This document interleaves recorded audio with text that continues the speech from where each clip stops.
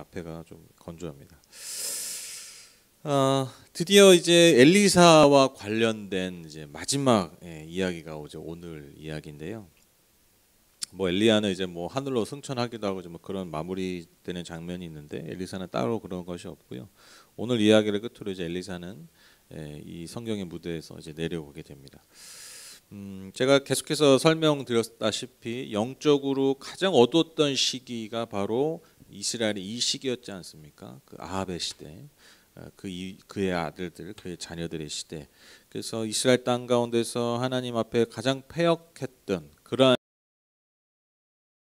엘리야와 엘리사를 이 땅 가운데 보내셔서 하나님께서 여전히 그 땅 가운데 살아계시고 또 역사하시고 무엇보다 이스라엘의 참된 주인이요 주권자 되시는 분이심을 엘리야와 엘리사를 통해서 그들을 통해 드러난 능력과 기적을 통해서 드러내셨다라는 것이죠. 오늘 그 이야기가 두 사람 그 엘리야와 엘리사의 이야기가 오늘의 이야기로 이제 마무리되게 됩니다. 그 마무리되는 그 마지막 메시지가 무엇인지 우리가 한번 살펴보고자 합니다. 어느 날 이제 엘리사가 시리아, 그러니까 이스라엘과 계속해서 대적했던 그 시리아의 수도인 다마스쿠스에 가게 됩니다. 그런데 이제 마침 그때 시리아 왕이었던 베나닷이 큰 병이 들어 있었는데 어떤 이가 이제 엘리사가 다마스쿠스에 와 있다라고 알려준 것이죠.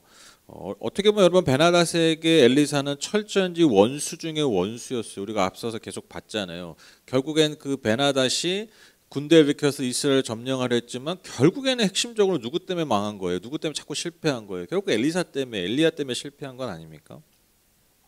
그러니까 어떻게 보면 여러분 베나닷에게 여러분 철저히 원수가 바로 엘리사라고 할 수 있는데 여러분 그 제코가 석자라는 말 있지 않습니까? 그렇죠? 그래서 엘리사를 의지하게 되는 거예요. 내가 이제 죽을 것 같으니까 내가 이 병이 나을지 아니면 살아날지. 그러니까 엘리사가 얼마나 능력 있는 예언자였음을 이방 왕도 알았다라는 것이죠. 그래서 이제 자신의 신복인 하사엘에게 지시해서 예물을 가지고 자신의 병이 나을지 물어오라고 이제 명을 내리는 것이죠. 그래서 하사엘은요, 그 당시 다마스쿠에서 가장 좋은 온갖 예물을 낙타 40마리에 가득 싣고 아주 예를 갖추어서 하나님의 사람인 엘리사를 만나러 갑니다. 여러분 낙타 40마리예요. 낙타 40마리에 온갖 귀한 보물들을 싣고 가는 그 장면을 한번 상상해 보십시오. 어마어마한 그 예물이었지 않겠습니까?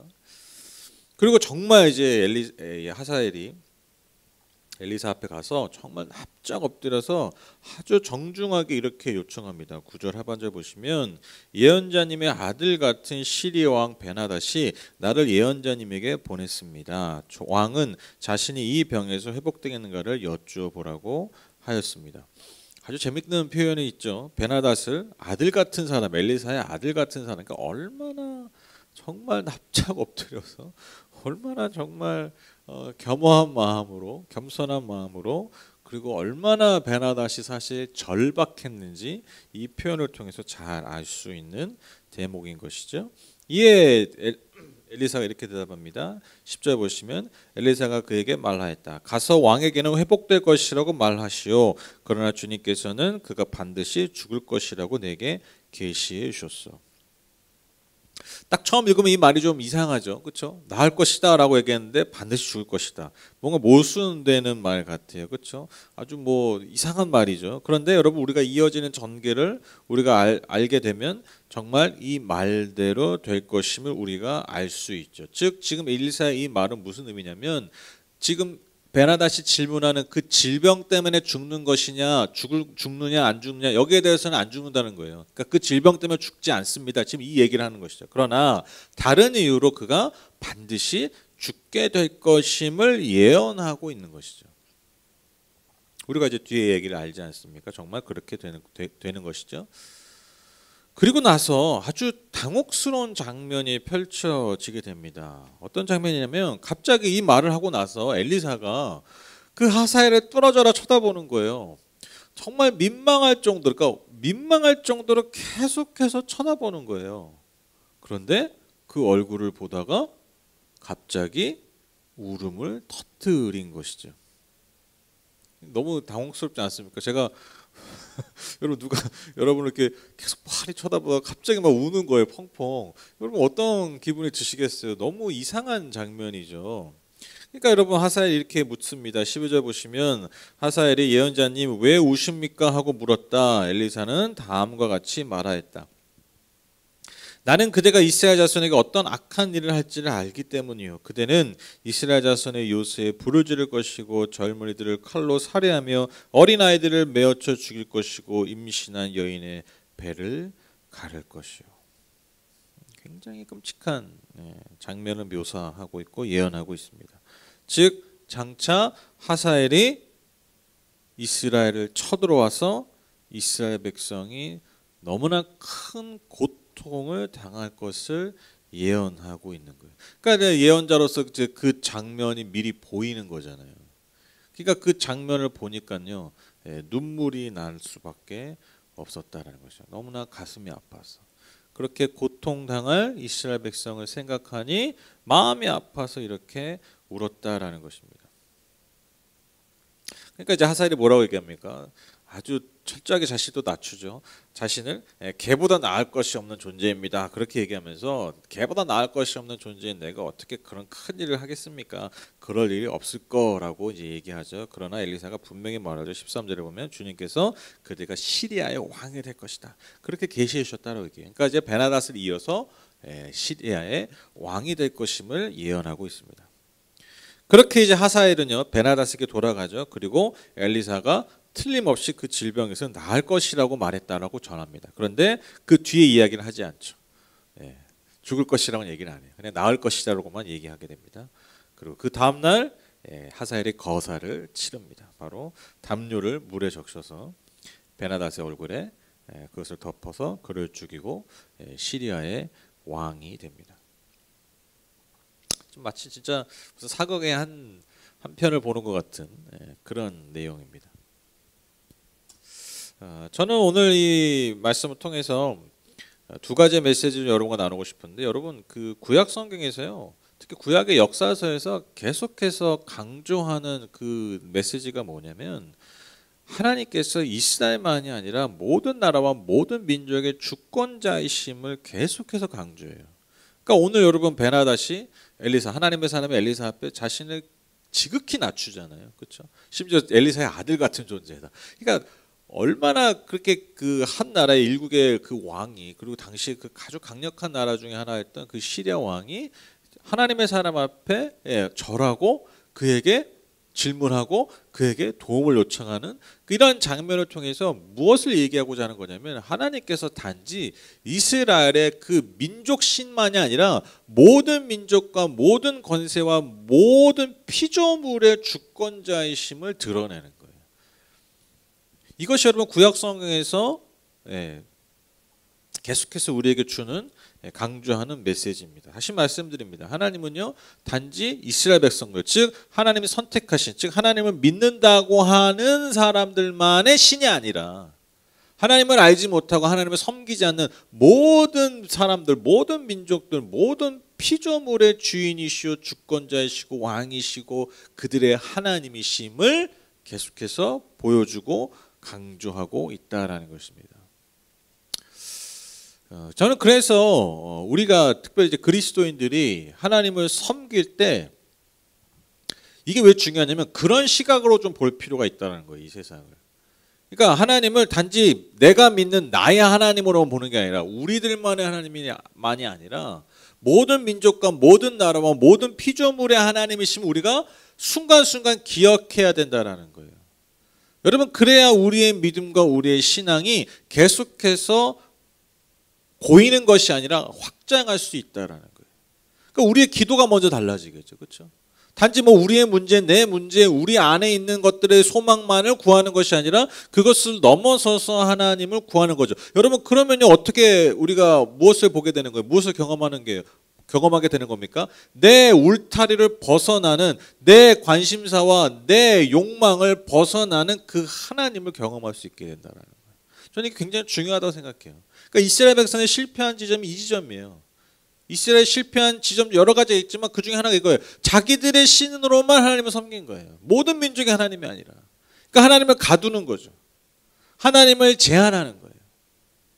그러니까 늘 거기에 머물러 버리는 거예요. 근데 그러다가 이제 뒷걸음질 치는 거죠. 하나님은 계속해서 열방을 향해서 모든 민족을 향해서 하나님 일하시고 역사하시는데 우리는 우리 안에만 가둬두고 하나님을 그것이 나의 하나님이냐? 모든 하나님의 모습이냐? 섬길 수 있다라는 것입니다. 우리 또 이런 실수를 반복해서는 안 된다는 것입니다. 그래서 여러분 그런 면에서 우리가 지난주에 했던 컴패션 선데이 같은 예배도 결국 우리 안에 있는 하나님을 확장하는 예배예요. 저는 굉장히 중요하다 생각해요. 이 말이.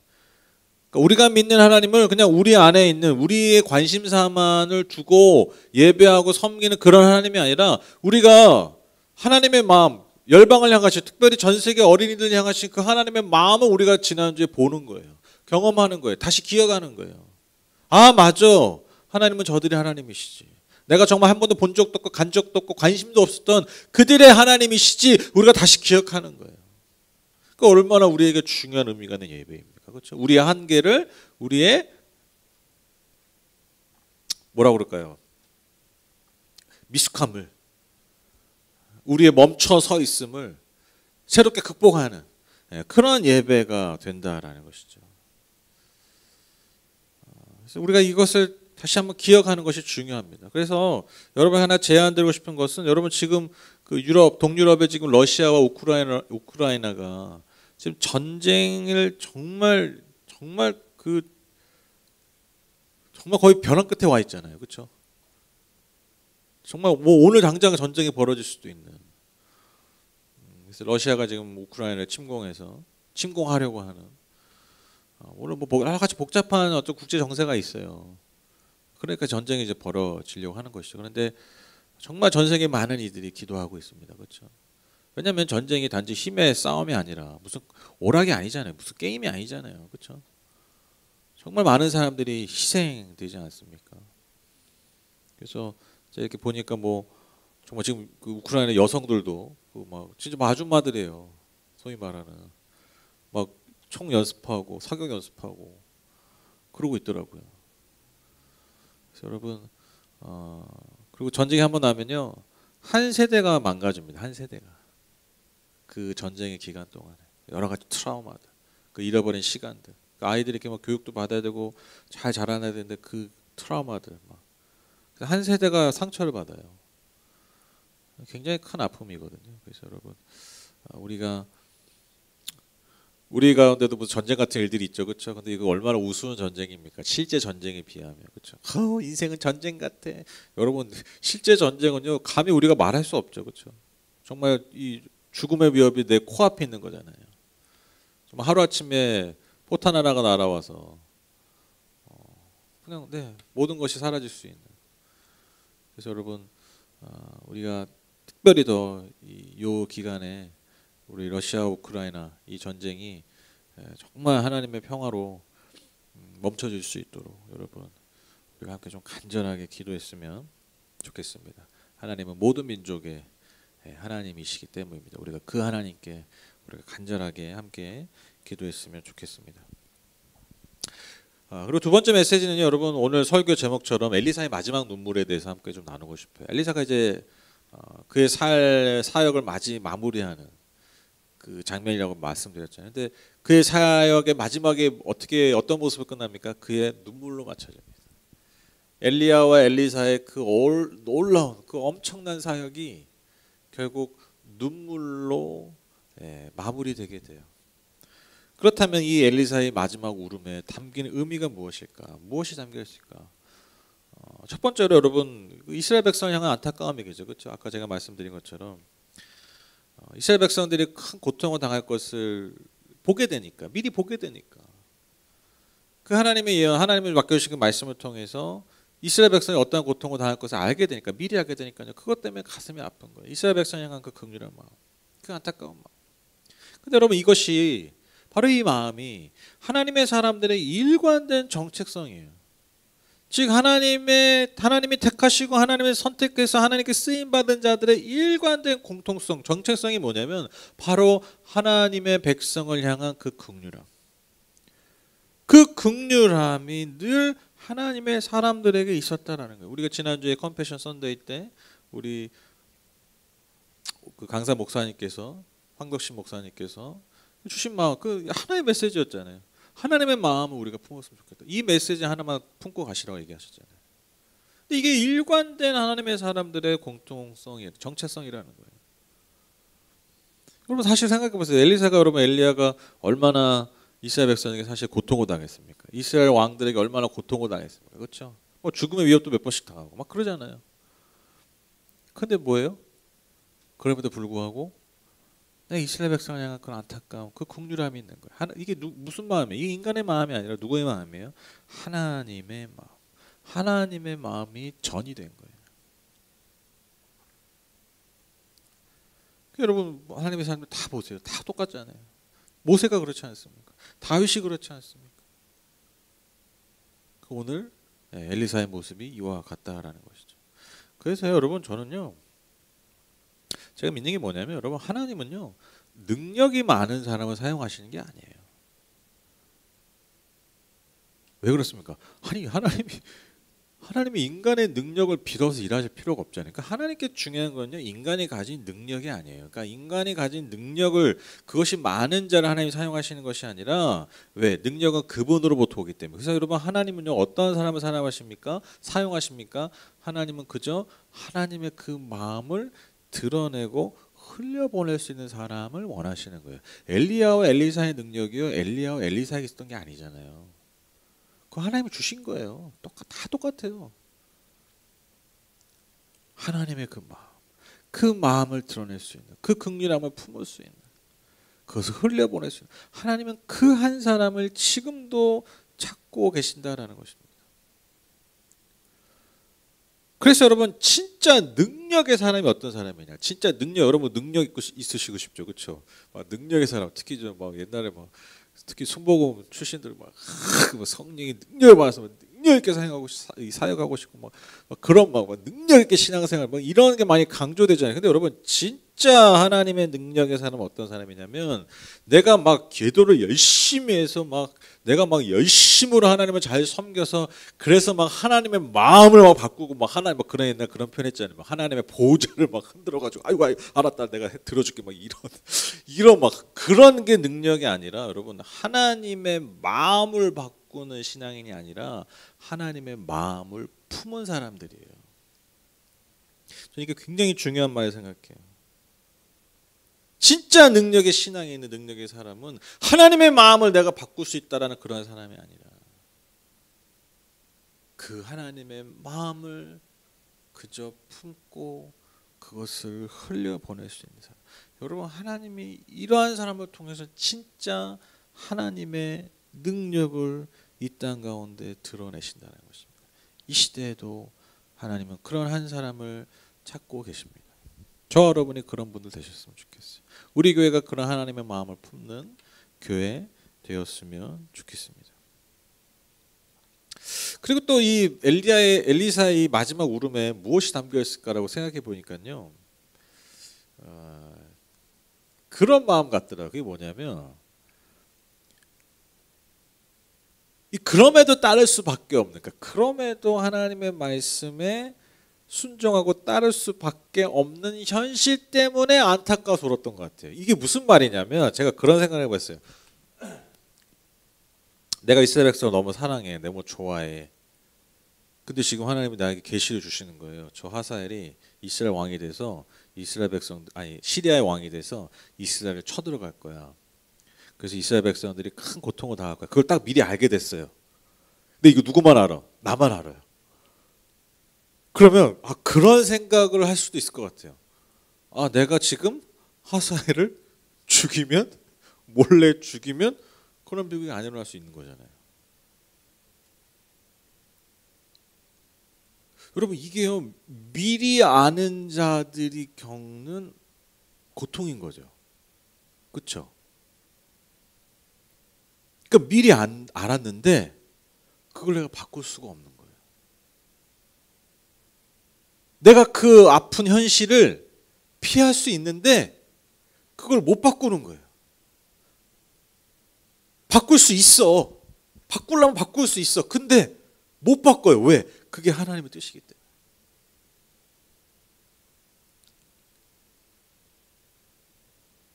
그러니까 아는 거죠. 하나님의 뜻이, 하나님의 그 섭리가 그렇게 이루어지지 않으면 알고 내가 그걸 인정할 수밖에 없으니까, 내가 그것을 받아들일 수밖에 없으니까, 그러니까요, 역설적으로 내가 하나님의 뜻에 순종할 수밖에 없으니까요, 일종의 무기력을 느끼는 거예요. 이 표현이 좀 어떻게 다가갈지 모르겠는데, 그러니까요, 안타까움에 눈물을 흘리지 않았을까.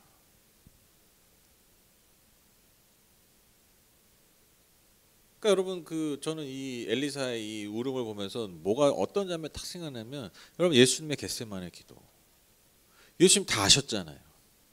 그리고 피할 수 있었잖아요. 그분 피할 수 있었어요. 그 잔을 피할 수 있었어요. 그 고통의 잔을 피할 수 있었어요. 그런데 그것을 피할 수 없음을 알았기 때문에 땀방울이 핏방울이 되도록 그렇게 간절하게 하나님께 구한 거잖아요. 그러니까 이게 여러분 어떻게 보면 하나님의 사람들의 숙명이기도 하다라는 거예요.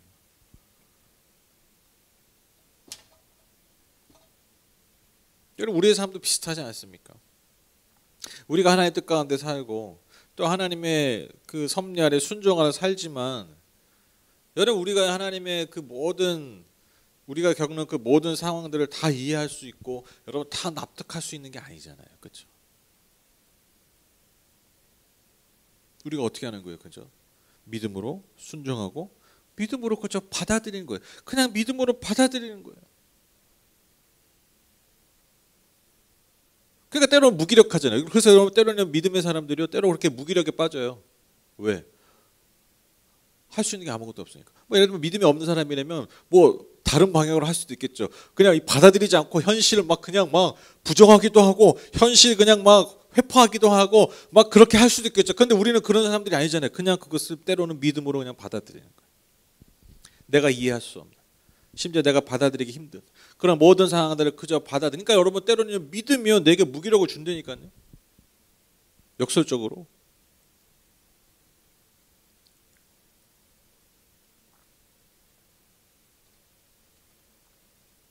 근데 여러분, 그렇게 무기력을 느낄 때 우리가 어떻게 됩니까? 그냥 우는 거예요. 그냥 우는 거예요. 그냥 하나님 앞에서 우는 거예요.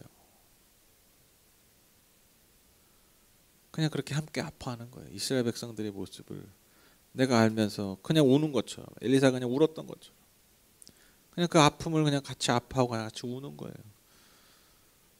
엘리사가 그저 이스라엘 백성을 향해 울었던 것처럼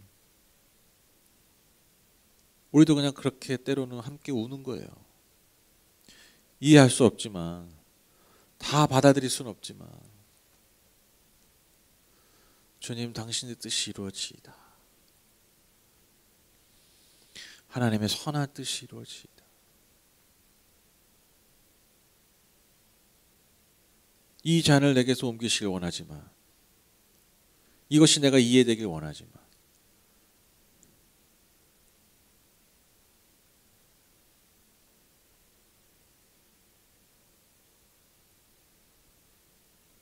그러지 못한다 할지라도 내 뜻대로 마옵시고 아버지 뜻대로 하옵소서. 그 예수님의 겟세마네 기도처럼 그저 그냥 우는 거예요. 그렇게 함께 또한 울어주는 것입니다. 저는 오늘 엘리사의 마지막 장면이 그 엘리사의 울음으로 끝났다는 게 너무 의미가 있는 것 같아요. 너무 의미 있고, 너무 뭐라 그럴까요? 너무 적절한 것 같아요. 엘리야와 엘리사가요, 하나님 주신 그 능력으로 이스라엘 백성 확 다 바꾼 거 아니에요. 이스라엘 백성들 마음을 확 다 바꿔가지고 하나님 다 잘 섬기게 한 게 아니에요.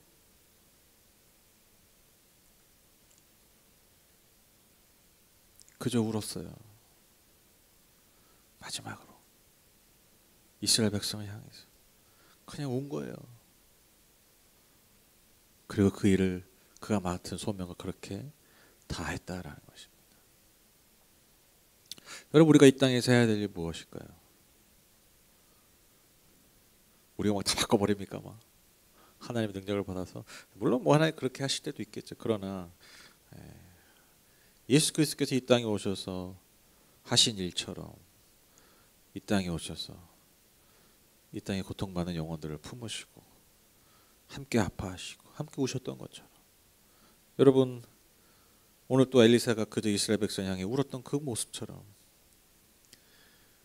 여러분 하나님의 뜻이 온전히 다 이루어질 그때까지 그날까지 우리 모두가 함께 그렇게 안고 함께 울면서 함께 위로하면서 그렇게 한 거나 한 거는 걷는 것 여러분 그게 저는 교회라고 믿습니다. 그게 공동체입니다. 그것이야말로 이 땅에서 우리의 진정한 부르심입니다.